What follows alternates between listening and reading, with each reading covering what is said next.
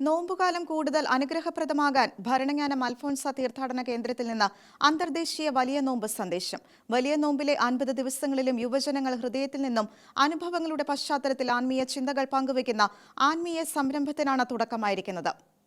യേശുവിന്റെ മരുഭൂമിയിലെ ഉപവാസത്തിന്റെയും പ്രാർത്ഥനയുടെയും ദിനങ്ങളെ അനുസ്മരിച്ചുകൊണ്ട് ക്രൈസ്തവ ലോകം വലിയ നോമ്പിലേക്ക് പ്രവേശിച്ചിരിക്കുന്നു.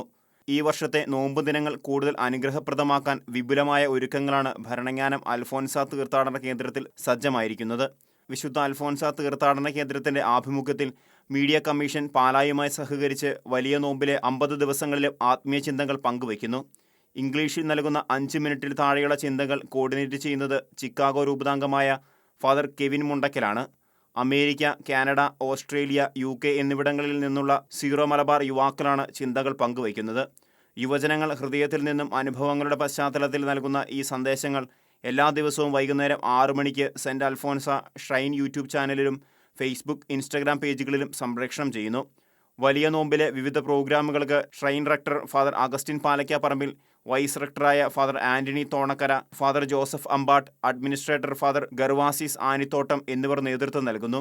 കൂടാതെ തീർത്ഥാടന കേന്ദ്രത്തിൽ അനുരഞ്ജന ദിനമായും ആചരിച്ചിരുന്നു. വലിയ നോമ്പിലേക്ക് പ്രവേശിക്കുന്നതിന് ഒരുക്കമായും ജൂബിലി വർഷത്തോടനുബന്ധിച്ച് പ്രത്യാശയുടെ തീർത്ഥാടകരായ ദൈവജനത്തിന്റെ വിശ്വാസ ജീവിതത്തെ നവീകരിക്കുന്നതിനുള്ള വലിയ അവസരമായിരുന്നു അനുരഞ്ജന ദിനം.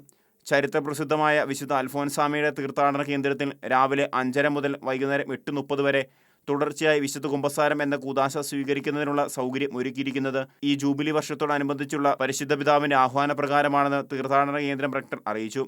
ഓരോ മാസവും വിവിധങ്ങളായ പ്രോഗ്രാമുകൾ ക്രമീകരിച്ചിട്ടുണ്ടെന്ന് ബഹുമാനപ്പെട്ട റക്ടർ അഗസ്റ്റിൻ പാലക്കാപ്പറമ്പിൽ അറിയിച്ചു.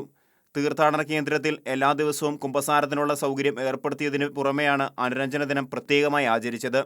ത്യാഗപൂർണമായ ജീവിതം നയിച്ചും കാരുണ്യ പ്രവർത്തനങ്ങളിൽ മുഴുകിയും മത്സ്യമാംസങ്ങളടക്കമുള്ള ഭക്ഷണം ഉപേക്ഷിച്ചും ആഘോഷങ്ങൾ ഒഴിവാക്കിയും വിശ്വാസികൾ നോമ്പാചരണത്തിലേക്ക് പ്രവേശിക്കുമ്പോൾ ഇത്തരം ഒരുക്കങ്ങൾ നോമ്പിന്റെ മാറ്റുകൂട്ടുന്നു. ഷെക്കേന ന്യൂസ്, കോട്ടയം.